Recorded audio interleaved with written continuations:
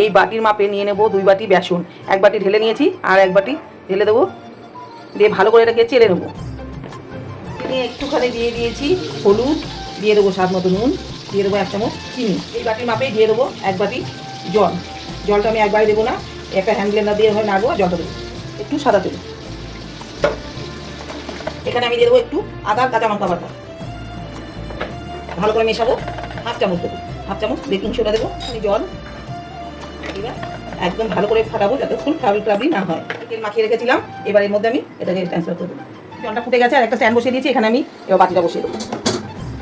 গ্যাসটা মিডিয়ামে রেখে 20 মিনিটের জন্য রেখে দেবো। 20 মিনিট পর ঢাকনাটা খুললাম, এবার আমি একটা চাকু দিয়ে দেখবো এটা হয়ে গেছে নাকি।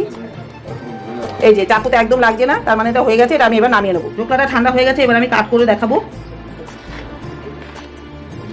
এই যে দেখুন কত সুন্দর নরম হয়েছে।